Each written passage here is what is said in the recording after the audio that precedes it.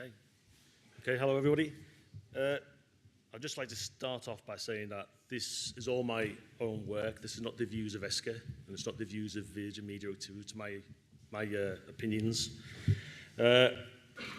So in regards to all these incidents that we've had recently in the North Atlantic and Baltic region, the first thing I'd like to say is don't panic. Some people are panicking, unfortunately, and it's not surprising because the show has been confirmed yet is him. Now, that's not to say he's not, but we haven't got any confirmed causes. But I think it's wise to go back and look at where this Russia issue has come from. And I'm not referring back to the Cold War and Operation Ivy Bells and things like that you might have heard of. The Russian scare, as I like to put it, is a fairly recent thing. If you go back to 2009, the ICPC attended a conference on subsea cable security. And in their top 7 issues, sabotage by state actors, by other people, it wasn't in the top 7. Piracy, probably the closest issues to come to what we're dealing with now. So, forward a bit further on, and you get to 2011, and we already knew in the sector how important cables were, but to the wider public, cables are still a hidden thing. They were still out of people's mind. And this is 2011, and strange to think that even so recently ago, privacy was going to think that the iPhone 3GS had been out here. Having social media on your device hadn't really taken off. But what caused this article to focus on subsea cables and the vulnerabilities of them? Well, those in the sector might remember Rigucci as the reliability of global undersea cable communications infrastructure. And this was a global summit of cable owners and people from the sector, and they came around and tried to improve or talk about subsea cable security. And we've got these new groups like the ITU and the EU and NATO, and they're doing the same thing 15 years later. And they came up with 12 recommendations, and I've got to go through them all. But some of the recommendations are really good. Some have been done, some have not been done, probably in a better place if they'd all been followed through. But now governments, the minds are focused due to these incidents, and they're looking at these again. But the reason I put that up there is, out of all those 12 recommendations, there's nothing about hostile state actors. There's nothing about sabotage. So it still wasn't a thing in 2011. So then in 2012, a commander in the US Navy wrote a paper on the global security of undersea cables, and he doesn't mention Russia or hostile actors or sabotage once. He mentions terrorism, but he says in this paper, and I quote, and this is in 2012, according to his research, it is safe to say the undersea cables are secure within the US EEZ. So he didn't seem to think there was an issue in 2012. The first instance I can see of Russia being mentioned in regards to subsea cable security in modern times is in 2015. An article in the New York Times. If you want to read it, you can Google it. It's still available. And there was three US admirals and a commander, all of which now said they were very concerned about Russian submarine activity. So I don't know what instigated this. I mean, Russia had just invaded Crimea, so that had just happened. So that could be an issue. So maybe that was the catalyst for this story. I don't know. But then, since then, it's been thrown out pretty much every year. The next day, the BBC took it over. And then every year since, there's been a story. There's the Russian spy ship in the Mediterranean, the Antar, everybody's go-to bad boy. And then in 2021, later on, and then, you know, it wasn't Russia, that was fishing trawler. This story in 2023, that goes back, it actually says that goes back to 2015. It goes back to that story up there. These concerns started in 2015. And then the rhetoric just gets ramped up. You know, God forbid we should over-dramatize things. So why is the focus on the Baltic? Well, obviously geopolitical tensions now with Russia incursion into Ukraine and Russia with its geographical location in this area. It's obviously going to heighten things up. Sweden and Finland just had to join NATO because of fears over Russian aggression. So obviously tensions are high, and that's only to be expected. And so when you look at incidents in the area, and that formatting hasn't gone very well, has it? But on the face of it, it looks bad. You know, lots of incidents in a very short space of time. I'll take out Nord Stream because that wasn't damaged by an anchor, and you know, there's still discussions over who caused that damage. That's still an ongoing thing. But I've highlighted that Rostelcom telecom cable as well because that's actually a Russian-owned cable. So I don't know why Russia would want to be taking out their own cables. So there's a lot of talk now about the grey zone and hybrid warfare. And that's particularly tricky now because it's called a grey zone because it's not black and white. And in definition, you can see at the bottom there, one person might interpret as a completely innocent act might be perceived by someone else as an act of aggression. And so now it becomes a matter of opinion. You know, is it malicious or isn't it? And the counter argument is, well, it might be an accident, or it might be malicious because it's designed to look like an accident. So it can be plausibly denied. So that just ramps up the tension. And this is what's happening with these incidents now in the Baltic, is some people are saying that it's definitely Russian aggression. Some people are saying that it's accidental, and these things happen all the time. And so then you get the rhetoric in the media.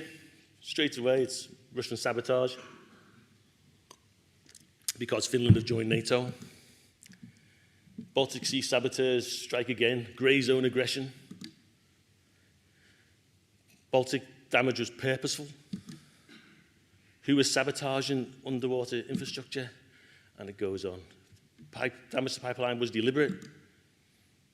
Russia cutting the cable. And this is, I mean, those of you who've been following it, I've been following it quite closely for some time, there's a headline like this almost every day. Damage to Baltic cable was sabotage.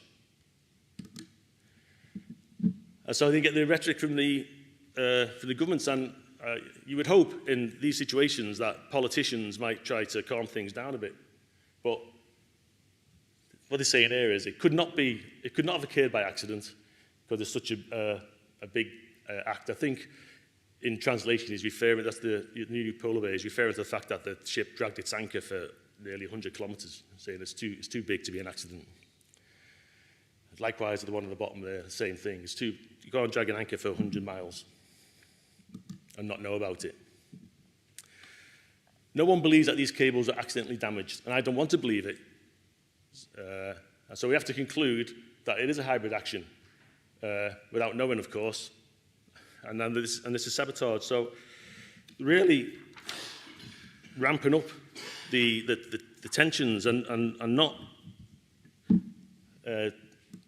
trying to calm things down at all. They're cut intentionally, and this is before any investigations have been done. So really jumping onto the statement. And then the EU Minister for Digital Chief says it can't be an accident if it's happening many times a year. So just the fact that it's happened a few times means it has to be deliberate, which again is opinion. And then on social media, don't get me started on that. It's the kind of stuff that's been going on LinkedIn and other platforms. This person replying to me directly, so I'll give them a bit of airtime. So dragging an anchor over 100 kilometers on the seabed takes many hours, and it can't be done by accident. But the thing is, it can be done by accident, and the research has been done. So back in 2009, this paper by Mick Green and Keith Brooks, two names that many people in this room will know well, they did a paper for the ICPC on anchor drags. And anchor drags can be put into two classifications. It's dragging your anchor while underway, so you're steaming along and the anchor's down and you're powering away, or you've dropped anchor to try and stay stationary, and due to storms or whatever, the anchor's dragged and you moved with it. This paper is about anchor underway, the same kind of incidents that's been happening in the Baltic. And they found that in just 2 years, there had been 13 cases of anchor damage due to ships dragging anchor whilst underway, just around the UK. And wider afield, in the Mediterranean off the coast of Sicily, a ship dragged its anchor for 300 kilometers and damaged 6 cables. So it can happen by accident.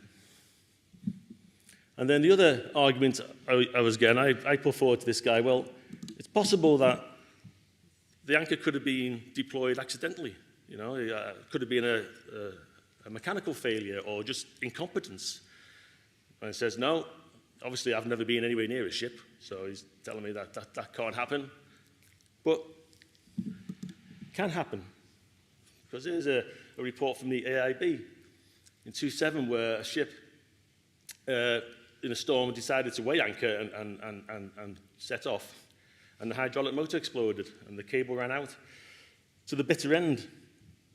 And I was also quite pleased to find out that that was actually a nautical term, the bitter end. I didn't know that. That's actually the end of the anchor. But so the vessel then dragged its anchor and caught it on a pipeline. So mechanical failures can happen, and they do happen. There's an incident which is included in the report, which one I'm very familiar with because this one damaged my cable. So this is the Mornez, and in the North Channel between Northern Ireland and Scotland, this vessel steamed over a BT, the now retired BT cable, went over the Moyle Interconnector North, went over the gas pipeline, went over my cable, which is the green one, went over the Moyle Interconnector South. It only took out the telecoms cables, but that could have had the possibility of taking out all that infrastructure. So we were lucky, and you know, Northern Ireland dodged a bullet on that day. And then we got the Saga Sky in 2016, which, if you put this on LinkedIn, the AIS detectives would have had a field day because it's coming down and then it runs into trouble. It's in a very stormy weather. The ship's master loses control of the vessel. It's forced back. He puts the anchor out and he catches the IFA interconnector between the UK and France. But if you just looked at that as an IAS track, you say, that's a bit suspicious looking, where it goes back, and you could have had people casting aspersions on. Just a week later, the King Arthur severed all the cables between the UK and Jersey, again in a storm. And then just a year later, a vessel, the Romy Trader, that took out the power cable to the Scilly Isles. But what's not on that headline and what's not in that story, that just talks about the power cable to Scilly Isles. It also took out AC1. It also took out Flag Atlantic, 2 transatlantic cables. It also took out Ireland, UK, and it also took out ESAT1. None of that made the news, the telecommunications cables. None of it made the news because obviously it wasn't newsworthy. Also, by the way, a Russian captain on that ship.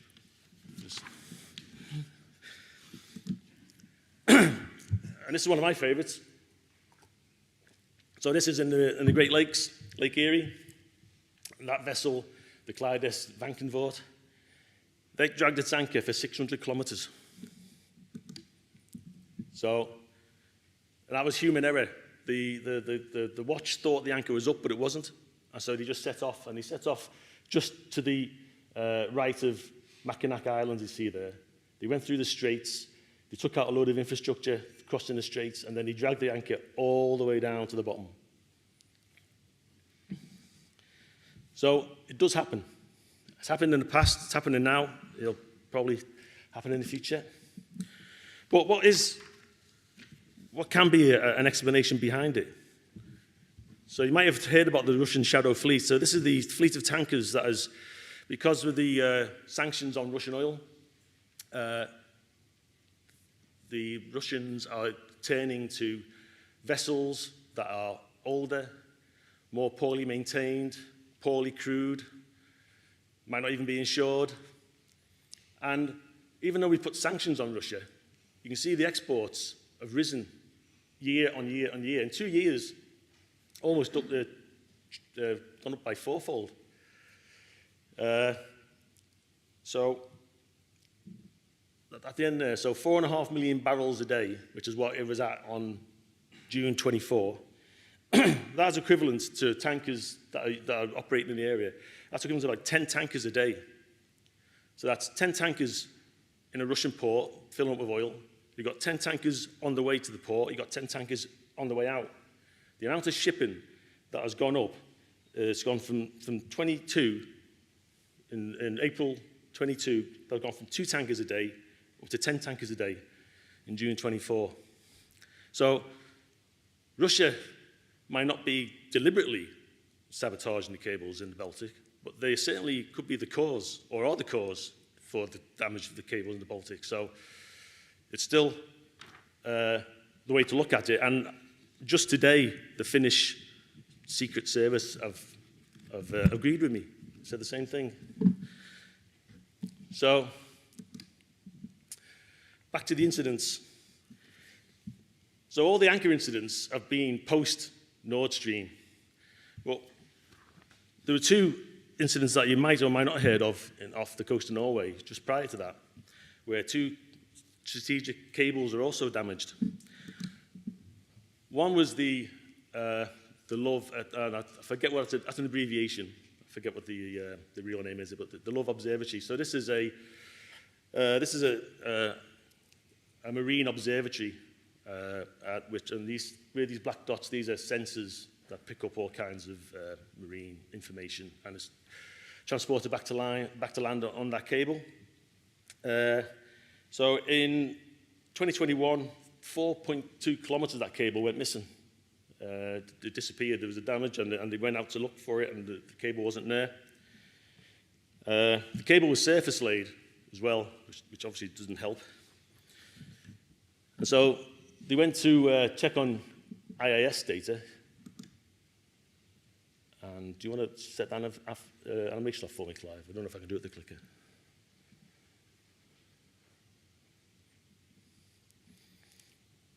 And they identified this fishing vessel. And they followed its IIS track. And where it stops and turns, there, they went out there, and that's where they found the missing cable. So it was that fishing boat that got the cable and damaged it. Now, was that a deliberate or not? We don't know. Don't know. But they brought the cable back, and they could see that it had cut marks in it.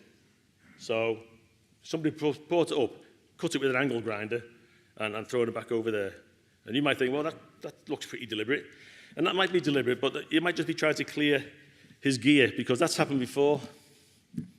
In Canada, fisherman did the same thing. He ended up with a $1.2 million bill, which he appealed, and I do believe that he was ordered to pay it, so I don't know what happened to him, poor guy.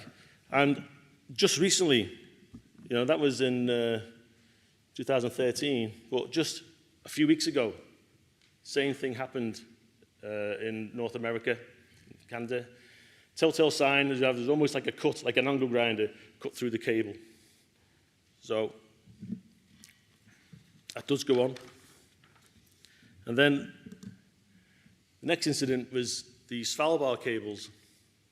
So these cables go from mainland Norway up to Svalbard. And the reason why they're important is because they connect this, which is the Svalbard Satellite Air Station, which is a very strategically important station.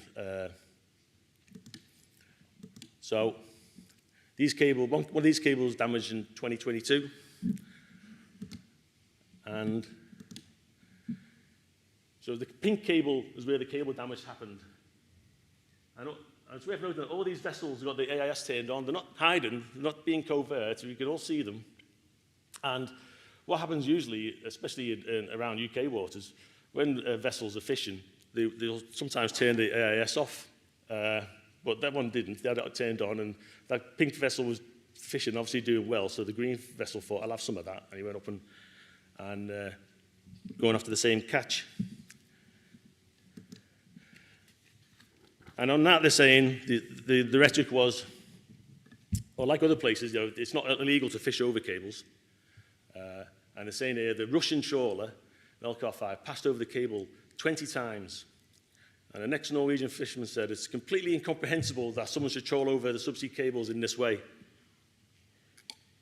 It's not. What is unusual about what we see is that some vessels are trawled over these cables repeatedly. It happens.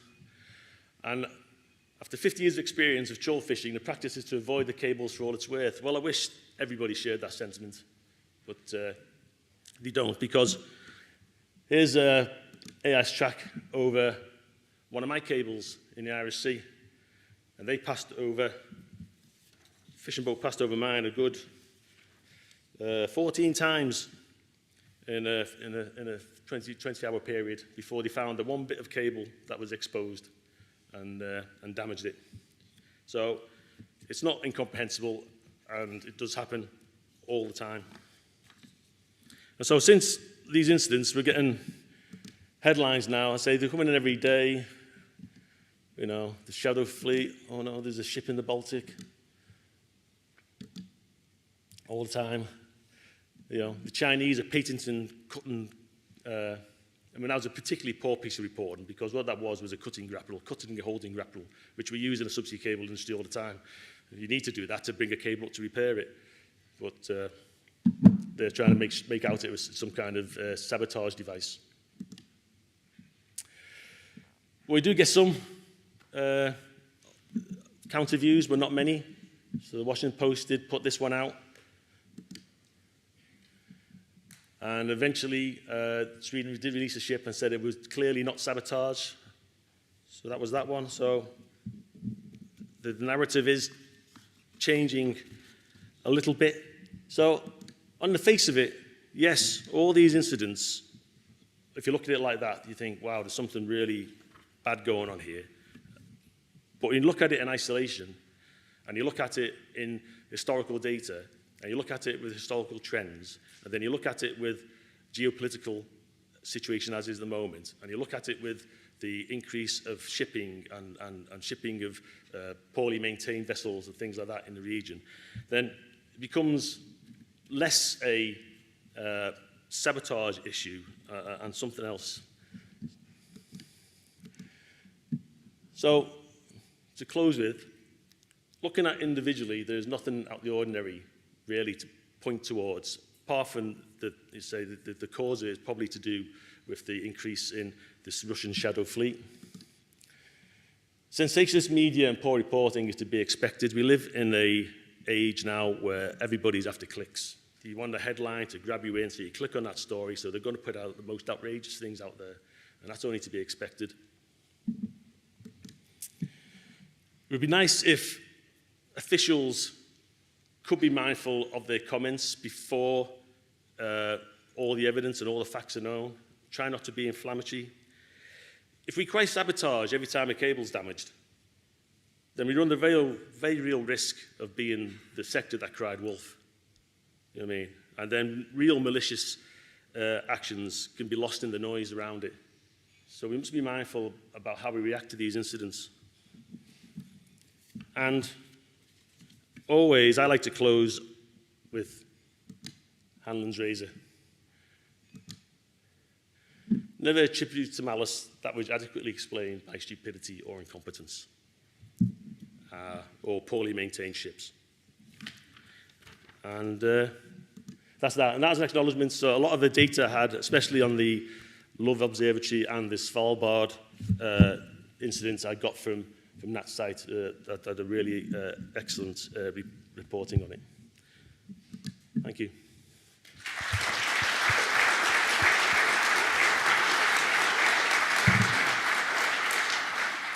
Thanks, Peter. Any questions for Peter? Cracking. Oh. One? Is there one question?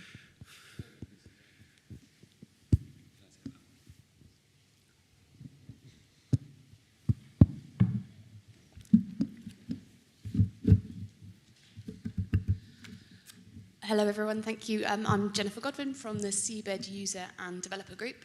Really interesting presentation. I wanted to ask a question which might be for you, but maybe John would answer as well. So I can see the conclusion of what you're saying, that, you know, and I love that quote at the end, that often these things aren't due to malice. But there is some, don't shout me down, there's some benefit to raising the awareness of the importance of cables. And so what is ESCA doing, or what are industry people doing to capitalise on the raising awareness whilst also setting the truth out there? Yeah, well, I can speak a bit, and John can carry on because he's probably involved a bit more. So these incidents has focused everybody's attention. All government, the ITU board, the EU setting up their board, NATO really taking a focus on it. The UK government have set up their industry group, and the EU DG Connect thing that John's also involved in. So it has heightened everybody's focus onto it, possibly not in the desired effect that we would like, because everybody's thinking now that all our infrastructure is at risk and is invulnerable, which is, as I've tried to put, is not 100% the case. But maybe, John, you can add about what the ITU did and said. Yeah, I suppose not necessarily related to the ITU. I'll come back to the front so everyone doesn't have to turn around. It's worth noting that maybe 10, 15 years ago, if we went to government and said we want to talk about cables, they'd be like, so what? So we had a recent meeting with NATO on Monday, and they said, why are incidents not reported and not reported in the press, or why are they being reported now but weren't being reported before, with the inference that something was being hidden. And the answer was it just wasn't that interesting to report. It was business as usual. It wasn't a particularly surprising event. Cable damage isn't uncommon. So to gain awareness and interest and support from governments, I think is a really useful thing for us. And some of the security discussions are useful and valid, and some of them maybe need a bit of context to say why things might happen. So, yeah, I think that's good.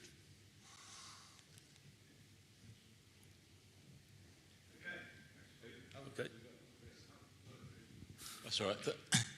Thanks, Pete. I just want to say well done. Thank you.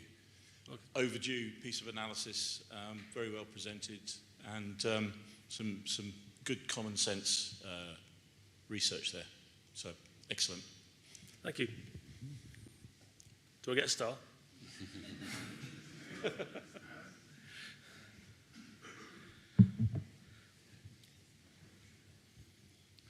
Hi, Peter. Excellent presentation. Would it be true to say that the telecommunications cables in the Baltic would also be used by the Russians? And if to damage the cable, would be damaging their own communications? They do, well, yeah. Yes, that would be fair to say. And as on one of the slides there, one of the cables that was damaged was a Russian-owned, damaged by the New Polar Bear was a Russian cable. Yeah, so Russians are also reliant on the same infrastructure, or some of it anyway. Okay, right. Thank you.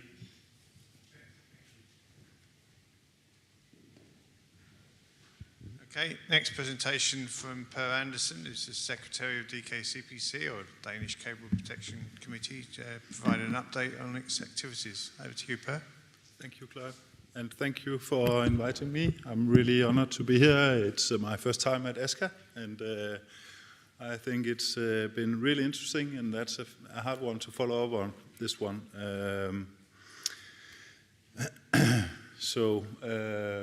Impressing plenary here. Danish Cable Protection Committee is established in 2003, almost 22 years ago. And basically, I think we have the same target as ICBC, as ESCA, to protect cables from either the one or the other source of damage. So promote the safeguarding of the assets from man-made and natural hazards to the benefit of safety of supply and delivery of markets. So that's our purpose. We are an organization with, within Danish waters, and are cooperating with colleagues around Denmark as well. And the members are from within both telecommunication cables, power cables, and gas pipes. 29 members currently, approximately 80 assets connected to 8 countries. What we do is to have a website trying to heighten the awareness on these assets. We have an interactive map, plotter files, coming from out the old thread picture, as Peter told about. Then we have 2 yearly meetings like ESCA. We network and exchange knowledge, technical and legal guidance, and then we have workshops on specific topics. Then we try to coordinate in between government and industry on national and regional level. So try to, in line with the recommendations from ICBC and ESCA, to have a dialogue with national governments. Because I think it's different in each and every country in the EU. It's national sovereign states. They are organized totally differently, and it could make sense, and we think it does, to have a local engagement with these authorities, to try to support them in what does it mean to have a recommendation from ESCA or ICBC. How could we implement that? How could we have a coordination in between the operators and the authorities to engage and to try to avoid communication in an unintended way, or try to coordinate how we react when these assets are damaged.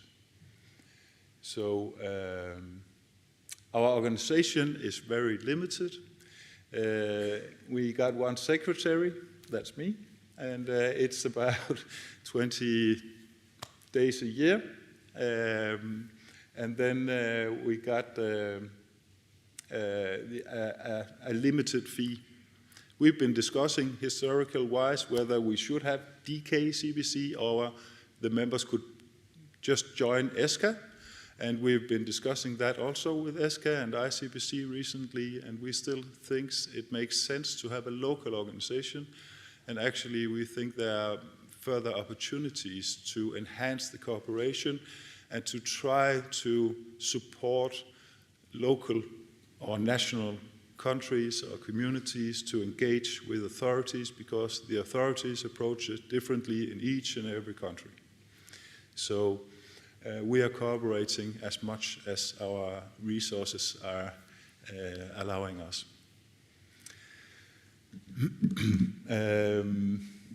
Yeah, the website, and then the cable awareness map and plotter files, and then the activities. Last year we had 3 meetings.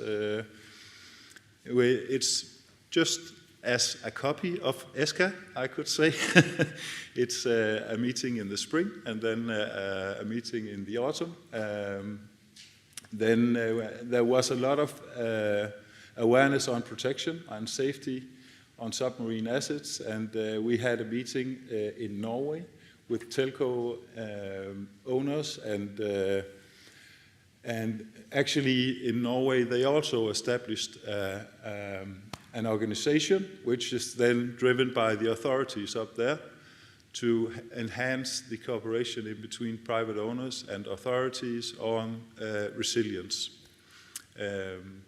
Never minding whether it's the one or the other reason, the result is the same. We see a damage. I have had my way of getting into the business was from out anchor faults and making repair to these, or fishery faults. So that's how I learned it as well. And I didn't have the thought that it could be intentional in these days. So it's always been there. But never minding if we can avoid them, no matter from which root cause they have. That's the purpose of the protection committee. So that's what we are working for. And now they established a group in Norway as well, and we're trying to engage with them and try to have exactly the same alignment as in ESCA, ICBC, to try to have some coordinated and thoughtful response in between operators and authorities.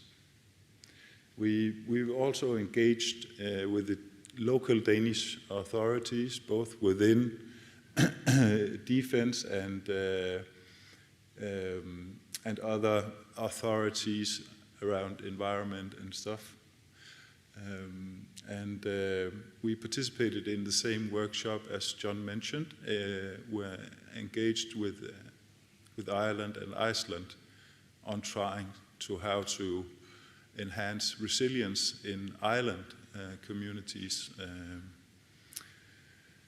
And I think that's also one of the things we can cooperate on to try to separate the approach a little, because it's very different in the high seas and in a couple of thousand meters of water, and then in the North Sea or the Baltic Sea, which is fairly different. Nowadays, it's stated from some authorities centralized in Europe that there are only 4 cable ships able to repair the cables, which is not true. I think that any of you who've been working with this knows that there would be possibility to mobilize 20 ships within a month to repair cables in the North Sea and in the Baltic Sea. So it's various topics, and we need to support the segregation of these thoughts, not to have one-size-fits-all approach. That's what we're working for. And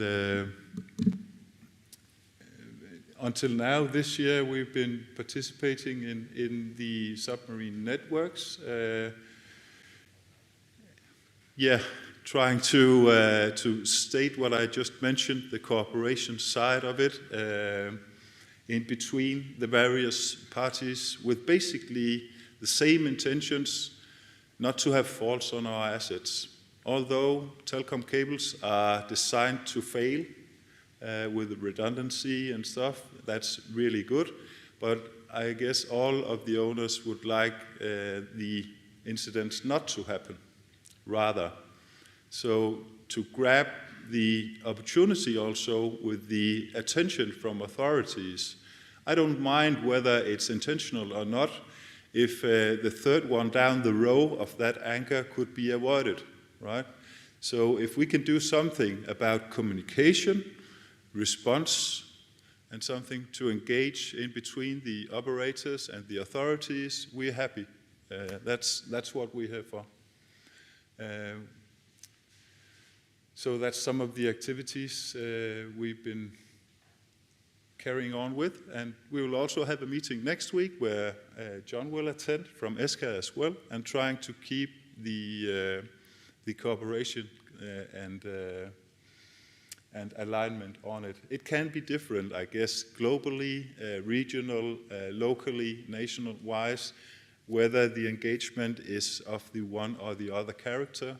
But I think as long as we are overall aligned, then it could be various topics, and we could make it operational at a local or national level, and then we could inspire each other to have some of that cooperation, because it's very different how the authorities approach it and whether they have an organization to approach or not. Or until now, it's been a case in between the owner of the asset and the one that made the fault, and it's been a private case where you try to have some reimbursement, and then there's a settlement done just prior to court or something like that.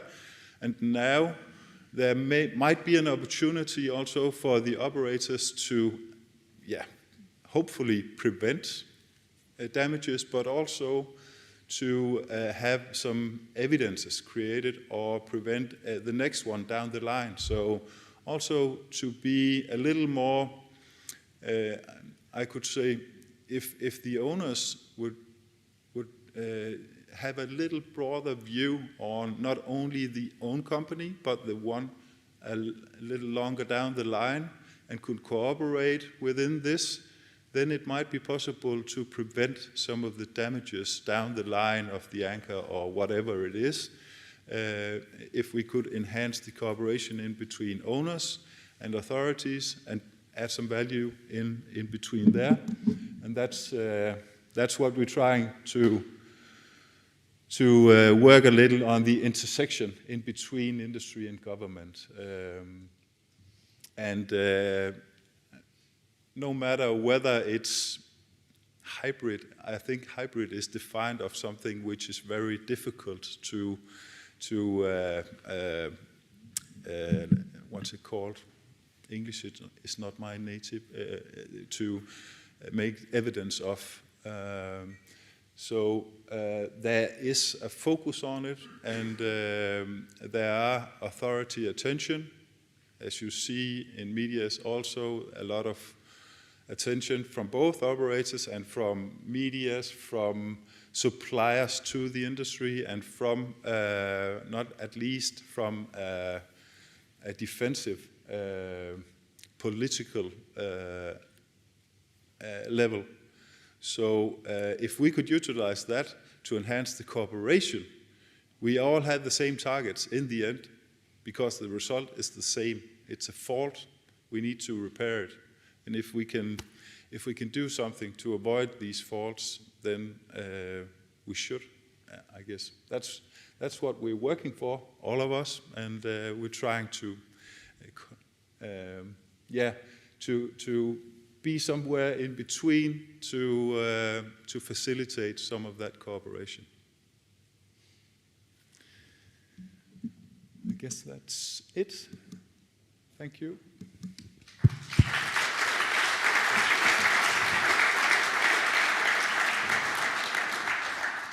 Thanks, Per. Any questions for Per? No? Dave?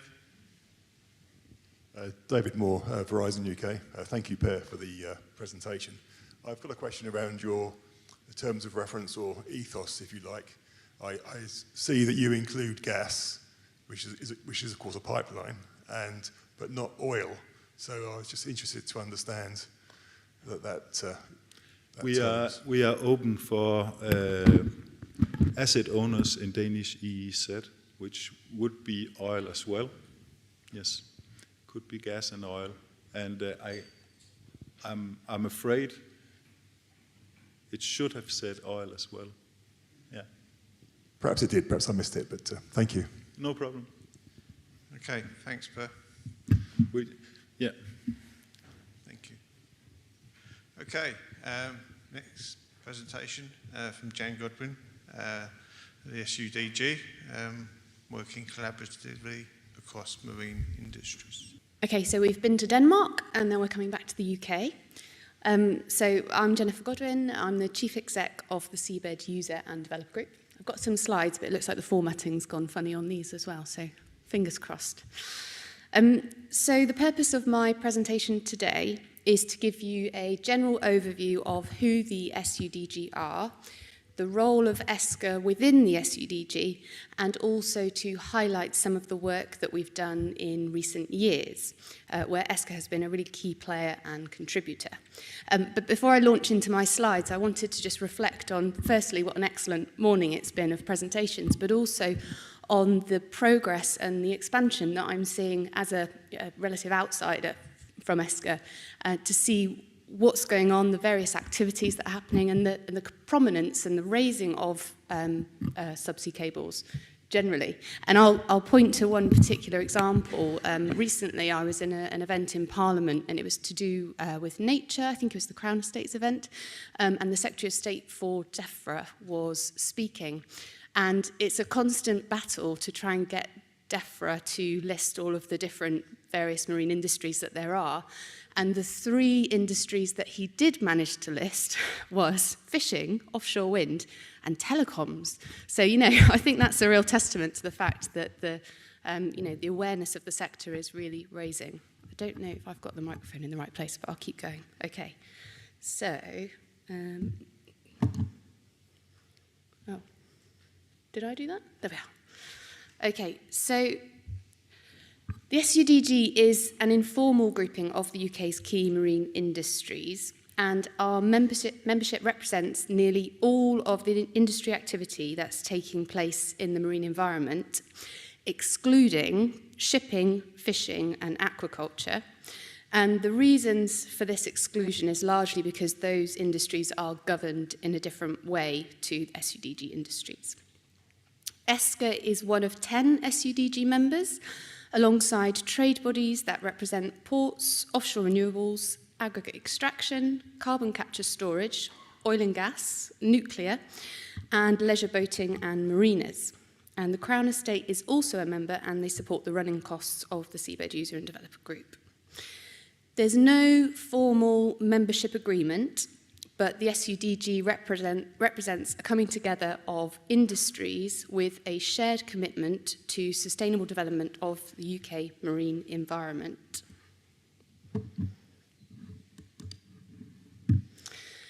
So the SUDG is both a forum for industry members, and it's also a common voice for marine industries in the UK when speaking with government. And I think one of the key benefits that the SUDG offers its members is the ability to amplify single sector voices by joining up with other industries. So we only focus on broader issues. We don't focus on specific developments or developers. But most importantly, we will only take a position on something when all SUDG member industries are aligned on that topic. Our key objective is to work with government, its agencies, conservation bodies, and other stakeholders to develop cost-effective regulation and marine management that benefits both industry and the environment. And so we're constantly seeking those win-win solutions that balances both the needs of industry and supports a thriving marine environment to varying degrees of success. How do we do that?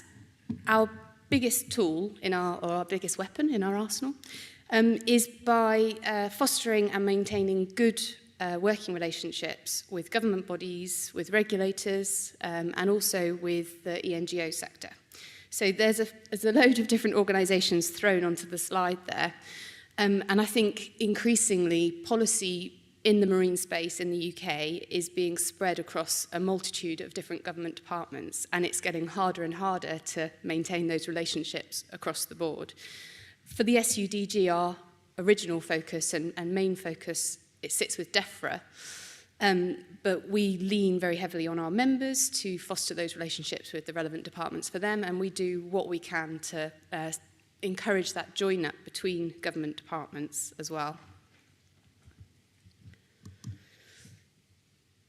So I wanted to give you a flavour of some of the work that we've been doing in recent years, and I'm lucky enough for this to be my third ESCA plenary.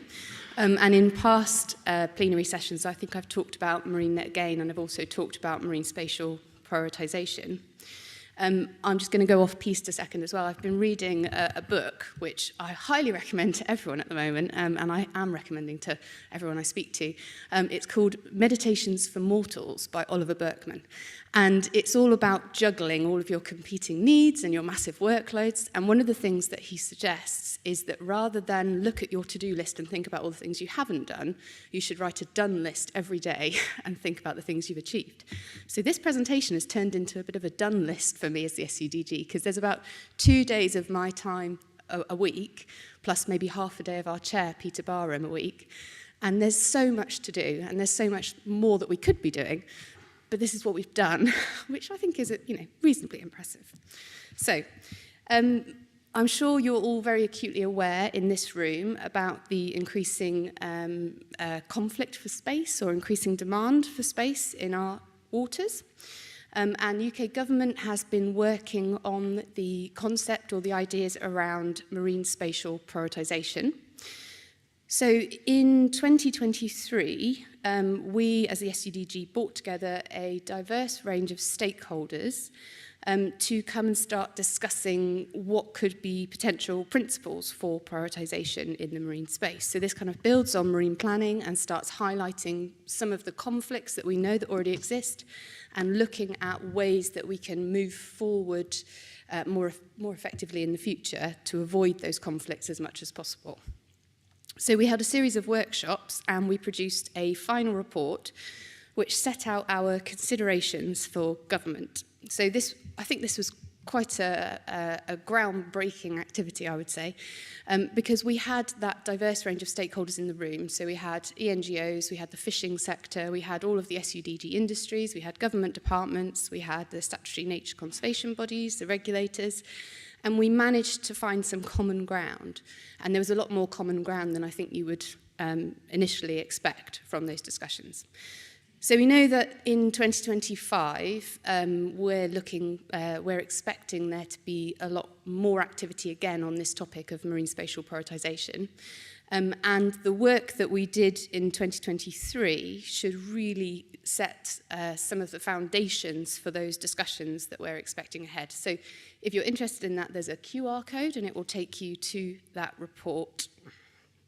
Okay. Next topic I'll quickly talk about. I'm not going to go into as much detail as perhaps John thought about earlier with net gain, but we have done a lot as the SUDG on the topic of net gain, and that's looking at biodiversity net gain, which applies down to mean low water in England. John mentioned as well what's going on in Wales about net benefit. There's things happening in Scotland. So there's lots of different thoughts around this, but it's basically the concept that we go in, we do what we need to do from a development perspective, but we leave things in a better state than when we started. Not just get back to baseline, but actually do something more. So as industry, we are playing a role in improving the marine environment. So the SUDG position on this is that in general, we support this as a concept. It's a good thing to be part of, but it must be done in a way that is proportionate and pragmatic, that avoids any unnecessary regulatory burden for developers, and in a way that actually delivers real gains for the marine environment, not just greenwash or blue wash, and not just paying lip service to it. So what we've been doing to try and encourage government to develop a policy with those criteria is we started off with a series of workshops, so it's the same as what we did for the marine spatial prioritisation discussion, and this helped form some of our initial thinking. And then in 2021, we started a small project which was funded through the Offshore Wind Evidence and Change Programme to identify strategic targets for marine net gain. And again, this is the concept that rather than every single small cable project doing something individually by themselves, they could be feeding into a larger project which has a real improvement in the marine environment. So we developed these strategic targets, and that report was really well received, and lots of it, word for word, was then picked up in the DEFRA consultation on principles for marine net gain. So it's a really effective project. We've done a second project since then, and now we're just about to kick off a third project, which all in the realms of looking at strategic marine net gain. And this third project is starting to look at how you might apply those strategic targets in the East Marine Plan area. And there's a deliberate reason why we're looking at the East Marine Plan area in England, and that's because it's the next marine plan that will be reviewed. So we have an opportunity to start influencing how that comes to pass. Again, you've got a QR code which takes you to the SUDG position statement on marine net gain, and inside that position statement you have links to the two final reports from those two previous projects. Ooh. That's something's definitely gone wrong with the formatting on that one. Benefits of marine industries. Yeah, doesn't matter. So at the end of 2024, we also completed a report looking into the socio-economic benefits of all SUDG marine industries, including both power cables and telecoms cables. And this work largely pulled together existing sector-specific data, and it found ways to aggregate that data and give us these overall impressive headline figures. So collectively, SUDG marine industries have a turnover of between 150 billion to 180 billion pounds. We have a GVA of up to 69 billion, and we are supporting 1 million full-time equivalent jobs. So for most people in this room, you know, this report confirms something that we already knew, that SUDG industries contribute a significant amount to the socio-economic value in the UK. But also, this report will now form the basis for lots of the discussions we're having around marine spatial prioritisation. It can be a go-to evidence point for those conversations with government. And it makes it very easily accessible, putting all of the different industry data together. And back to that point before, it amplifies the voice to say you can't just make decisions about the marine environment without a recognition of the role that marine industries are playing and what that means to our society. This is an extract from that report. I put it up there because I thought you might be interested to see where cables fit with all of our other industries in the SUDG. Another thing that the report does is it highlights the linkages between the different sectors of the SUDG and also linkages with other wider supply chains. And so again, it's just trying to raise awareness with policymakers, with ministers to say, the sea is really important for us economically and environmentally, and we need to have this information in mind when we're making those decisions. So if you want to see the detail of how these numbers were collected or any of the methodology, then you can look at it in the report. It's all available. If you follow the QR code, it will take you to our website. Something else that we've been working on, which I'm really proud of, is a short animation which explains what the SUDG does and how we do it. I could have just come up and pressed play on a video and saved you my voice, but I thought I wouldn't be doing enough singing for my supper if I did that. So, but there's a QR code that will take you to the animation, so please do watch it. It really paints the picture of what the SUDG is and what we do. And hopefully it helps you as industry understand what you're getting out of ESCA's involvement in the SUDG as well. Finally, we periodically organise parliamentary receptions. The last one we had was in 2023. And the next one is happening in just a few weeks' time. So we'll be welcoming guests from across the different SUDG industries. And we've already had a really good response from MPs and Lords for attending the event. We've invited a member of the DEFRA ministerial team to give us an address. And the event's already being sponsored by Alistair Carmichael, who's the chair of the Environment Select Committee. I understand as well that there's been a really high level of interest from within ESCA, and I think we're looking forward to welcoming a good number of the next gen group along to the day as well. So that's really positive. And just generally, I'd like to say that the SUDG really welcomes the involvement of ESCA in our discussions and, you know, in these events, because as an informal organisation, it's entirely based on people's time contributions to the discussions, and ESCA is a really loud voice within the SUDG, and it's really good to have that. So thank you. And that is the end. So thank you very much. Thanks, Jen.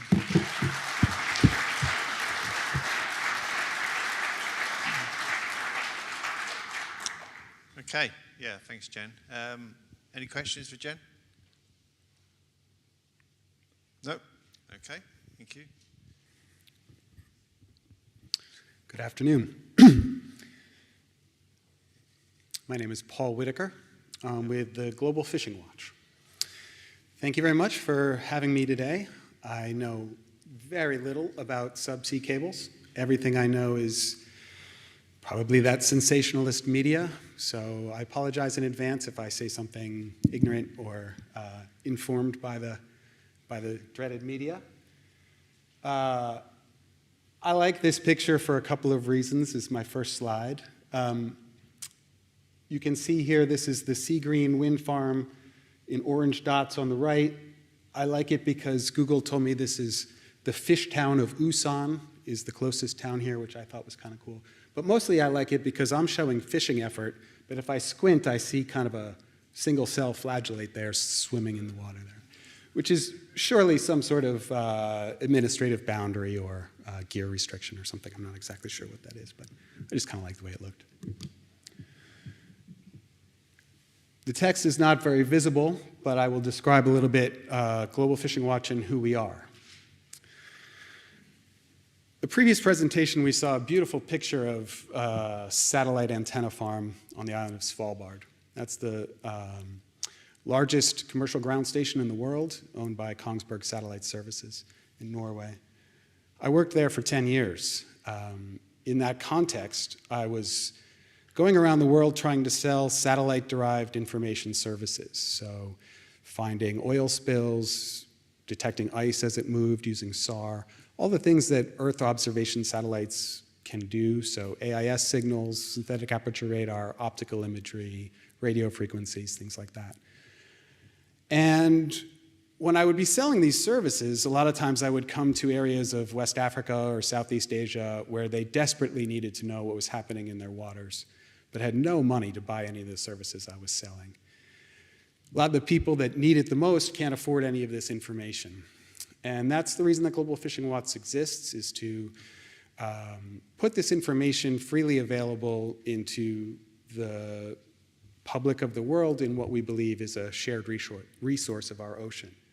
So in a nutshell, I'm trying to give away all the data that I used to sell. We use philanthropic money to buy all sorts of satellite data over the ocean.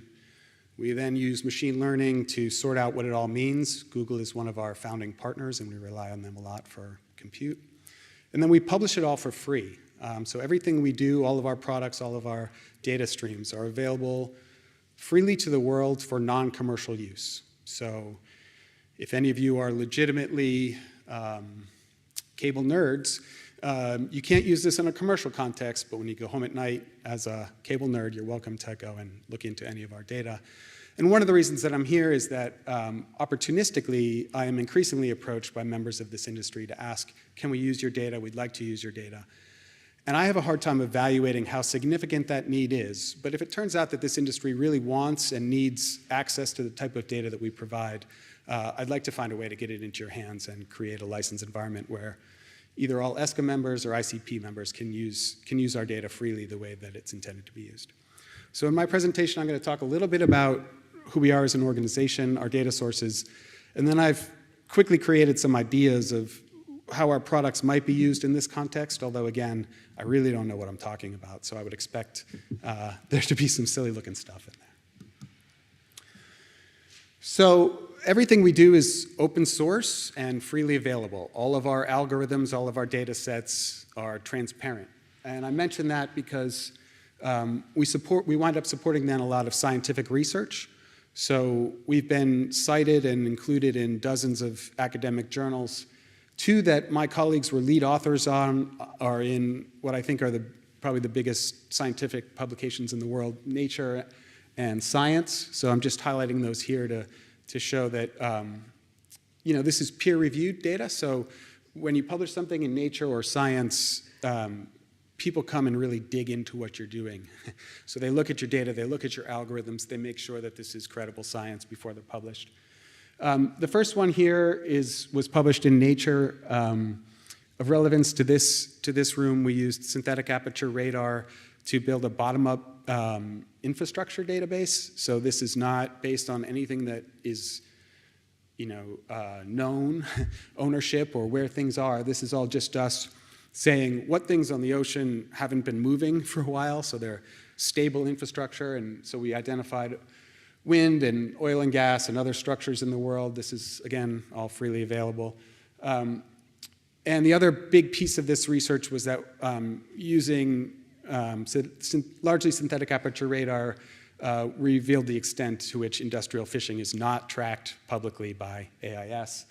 That's what's showing here is infrastructure around the world of different types. The other big paper I wanted to mention was one that was published in Science a few years ago. In this case, we revealed a large Chinese pair trawling fleet that was fishing in violation of sanctions in North Korean waters. So we were using a variety of satellite sources to identify and confirm that this behavior was happening. I mentioned we're funded largely by philanthropy. A couple of years ago, we had a big step change in that, which was literally called Audacious. And it's housed with the folks in the TED organization. So my CEO gave a TED talk about it. They gave us $60 million over 5 years and said, we really like what you're doing, go do more of that. Expand what you're doing beyond fishing, do other things, and do other interesting things with it.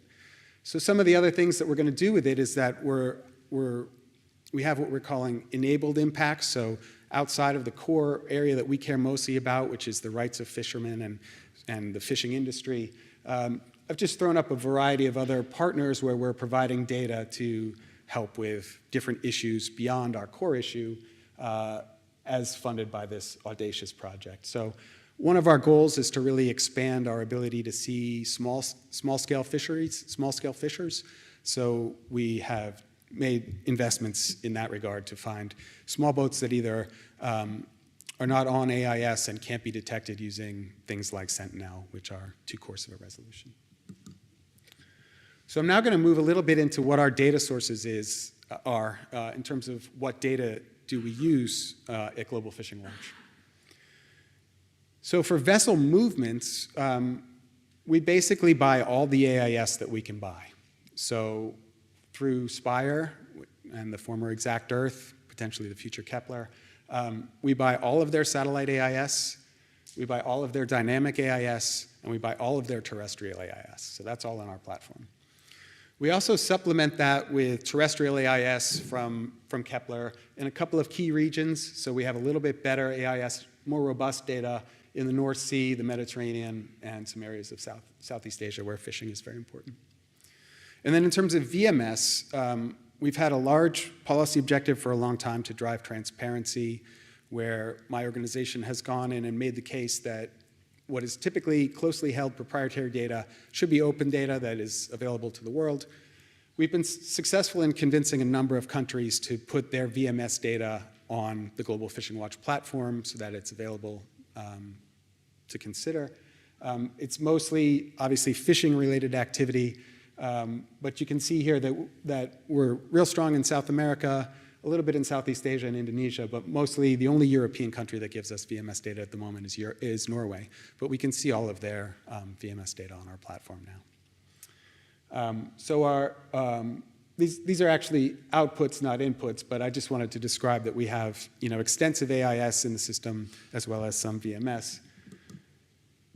We're also working now a lot on, as I mentioned, expanding beyond. So what can we what can we see for dark targets, vessels that are not broadcasting on AIS or even VMS.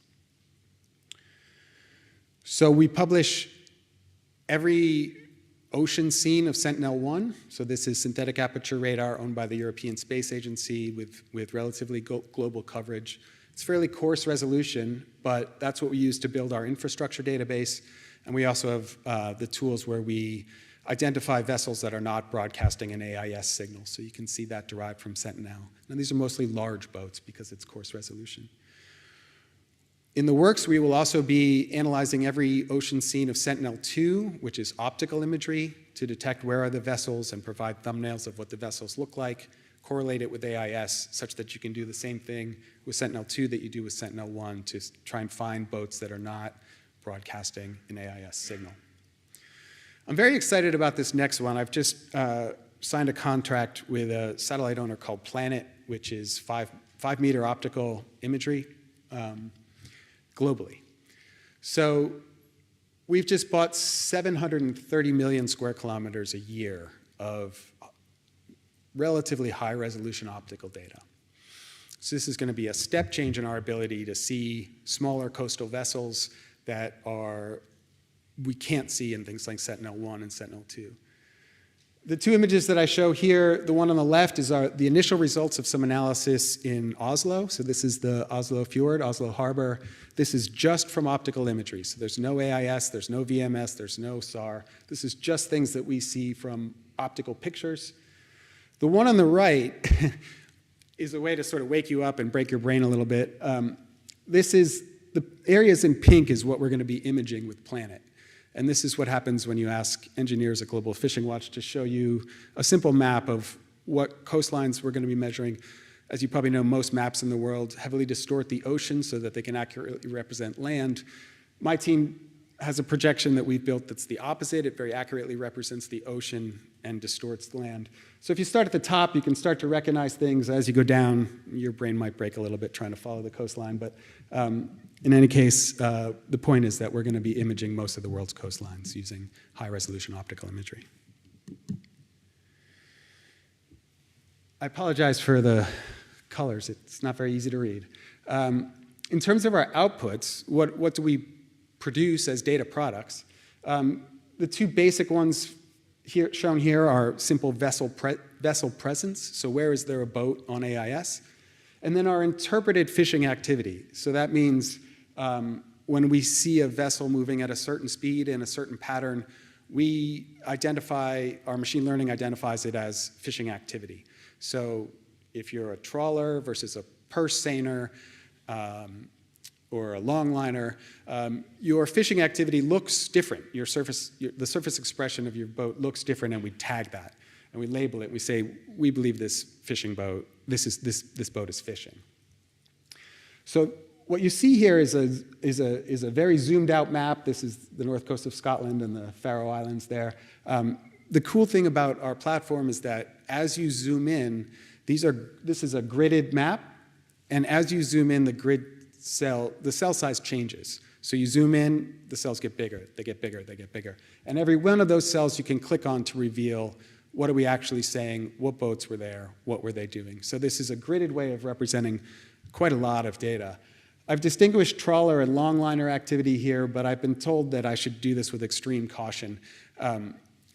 We have more advanced trawler models than we show on our public map at the moment, so we're actually able now to distinguish mid-level trawling from bottom trawling, and we've cleaned up some of the behavior that's still shown here, whereby slow speed movement that may look like trawling activity has been classified as trawling activity when actually it's not. So just as a caveat, some of our data is not 100% precise because it's models being applied to tens of thousands of vessels around the world. This is another one of our products called Vessel Viewer, and I'm just going to walk through what you might do. I just want to say one thing I forgot to say here. All of this, every single time you see something like this, you can filter it by the flag, the vessel type, the speed, and you can dig in to get lots of additional information. So I filtered here by trawler or longline activity, but you could do that by, if you only wanted to see Russian flagged vessels or something like that. If you wanted to actually investigate a specific vessel, I've walked through a quick example here. This vessel is called the Evening Star. I know nothing about this vessel. If the vessel owner's in the room, I don't have any reason to believe this vessel's done anything wrong. The reason that I'm using the Evening Star is because in our database we have 50 vessels called the Evening Star. It's a very common name. You can see in this picture here we've got vessel activity by vessels named the Evening Star all around Europe, so Sweden, Denmark, all around the UK. And if you wanted to figure out which Evening Star, I just like this because it shows these are all vessels named Evening Star, and we've got a little map on the right that shows where in the world were they active, and the horizontal bar shows when. So you can see, one was active in Europe, there's one in Australia, there's one in the US, and just to help you figure out which Evening Star am I worried about if the way that you input it was just by the vessel name. You could obviously also put in the MMSI, the call signal, etc., the IMO number. So for this vessel, again, once you know which vessel you're concerned about, you can get a detailed vessel history. So here's some examples of this vessel activity near wind farms. You can get the ownership, you can see associated vessels, and you can get all sorts of insights. So you can see when was this vessel fishing in an MPA, which other vessels has encounters with. So we have an algorithm that says if two vessels are aligned, moving at a certain speed for a certain period of time, we flag that as an encounter. One thing we're really worried about is transshipment. So all of the vessels that encounter each other, any loitering events, port visits, flag changes, AIS disablings, IUU listings, things like that, if you want to dig into this vessel. And as an example, just to show you here, this vessel, it'll show you the ownership, it'll show you its port visits. Here's where it's been fishing in an MPA. Here's what it had its AIS off 49% of the time that it was on a voyage. Just the various things you can get when you dig in. And just to confirm, no fishing events were detected in no-take MPA, so I'm not making any sort of statement about this vessel doing anything wrong. Distinguishing their MPAs from no-take MPAs. A lot of MPAs you're allowed to fish in.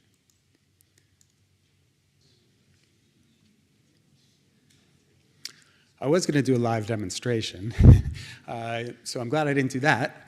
But I would encourage anybody to come see me. I'm here for the next couple of days, and this stuff is much more easily shown hands-on than in a presentation. So it looked like we had it there for a second. Great. So I'm sure you're very tired of hearing about this example. I mentioned again, I'm super ignorant. The point here is that I did this in about 5 minutes. So all I did was find the 4 on Wikipedia coordinates for where Nord Stream, the surface expression of this leak, was experienced, and then I drew a polygon around them. And then I said, okay, who's been through this polygon the day before the incident? This is the type of thing you can do in 2 minutes using Global Fishing Watch. Simply drew a polygon. These are all the vessels that appear with their AIS on to have gone through. There's a couple of them that go directly over the dot on the bottom, and as you scroll along, you can see how the vessels were at various times. Here comes one across. Again, I'm quite sure whatever did happen there, the AIS was not on. So I'm not trying to actually do an investigation. I'm just showing you the kind of things that are easily done using our platform. If you wanted to see what vessels were in some location at some time, that's a trivial thing to do. In terms of patterns, so we heard a wonderful detailed presentation earlier about ways to estimate effort before and after offshore activity. Just to remind you how ignorant I am, I literally started by Googling what was the most recently approved offshore wind farm in Scotland. So this is my level of understanding. It told me it was something called Greenvolt, which I'm sure you know way more about. So I just said, okay, when was this announced? And I found a press release from April 8th, I believe it was, which was the first announcement that I could find of something called Greenvolt. Just an example. I then found where it was and created this square here. I have no idea if it's right, but just to show as an example, this is where, based on this map, approximately where this Greenvolt thing was. So this is the date it was announced, this horizontal line, April 8th.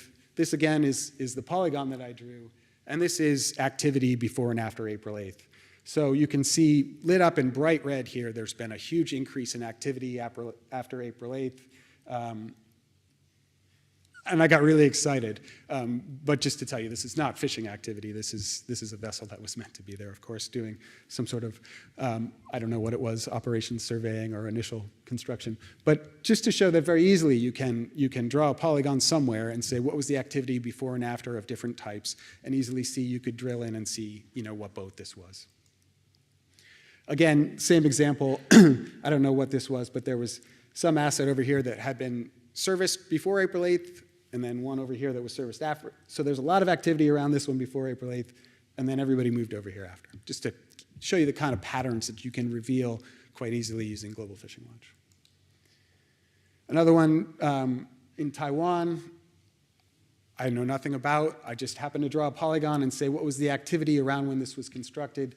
You can see in the top one, those red dots, that's just vessel presence. So that's not fishing, and that's nothing to do with any infrastructure. But you can start to even see where the infrastructure was because of where the vessels were. And then if you look at fishing effort, that polygon on the left is meant to show that fishing in this polygon really dropped once the wind farm was constructed. And it wasn't some sort of seasonal thing, because you can see all of the red activity in the broader area. So anyways, within this polygon, over this period of time, you can see a tremendous decrease in fishing activity. That's what I'm trying to show. And then finally, just to look at very remote locations where you may be doing, you may not know a lot about the local situation. This is, again, just to show the value of what ultimately I think will be in that planet imagery that we've bought in terms of seeing vessels that are not on AIS. I'm sure you're familiar with this, but this is a massive wind farm in China, in the Shandong offshore wind, where you can see obviously fishing effort and then dark target effort. And if you look on the left, you might think, look at all this vessel presence, look at all this vessel activity. There's nothing really happening in the right part of this bay. I guess there's nobody there. I guess there's nobody fishing there. But when you look in SAR, you can see that that's actually some of the most active fishing grounds in the world. It's just that none of those boats use AIS because that's North Korea. So just to show that there is value in revealing, you can't just rely on AIS or VMS because there's a lot of activity out there that's not being shown there. And so the ways that we're looking at that are with the synthetic aperture radar and with optical imagery. We also use VEERS, which is useful for seeing lights. So either if you're squid fishing or doing something that has bright lights at night, it's a coarse resolution satellite that we can track that activity as well. In terms of next steps, I'm going to take a note not to use purple font anymore. No. On next steps, again, everything that we produce is available for free. You'll never be asked for a credit card. You can just go to Global Fishing Watch and start using this data. However, in a commercial context, you will not have a license. As I'm getting expressions of interest from this community, people looking to do either investigations or liking to know activity in a region, we have all of the historical information. We're spending over $1 million a year on data alone. This entire platform was built on the back of philanthropy and now exists and is waiting for somebody to use it. So although you can't use it at the moment, I don't have anything to sell you. I don't have a sales team. We're a nonprofit organization. I would like to make it available. So if there is sufficient demand and people think this would be useful and people want to use this data, I'd like to find a way to make it licensed and available to either ECPC members or ICPC members or ESCA members or some way to make this industry be able to access this freely available data in a professional context. So would be really excited to have exploratory conversations with anybody who's interested in using this data or finding a way that we can make it available. The goal, again, is that we believe industrial ocean activity is something that should be shared knowledge for all of humanity and freely available to everybody. So that's where I'm coming from and trying to put this data in your hands if you want it. It wouldn't take much for us to create a module for subsea infrastructure users that was tailored to specifically look at bottom trawling or the kind of investigations and issues that you guys are facing as a community. That's my email. Please reach out if you want. Thank you very much, and I'm happy to take any questions.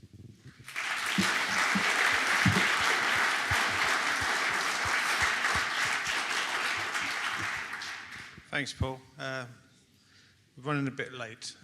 If there's a quick question, only one, Aaron? Thank you. Yeah, great presentation, Paul. Excellent work. Just one question. When you were talking about distinguishing between non-static vessels and mobile vessels, you said that it was formulated through speed, but you can also distinguish between static and non-static mobile, taken away from speed, and looking at fishing patterns, and I think that's maybe something that you could look at going forward. Yeah, I think there's, as far as the offshore infrastructure, there's a lot more we could do in terms of better labeling and understanding, you know, from a top-down perspective of what this stuff actually is.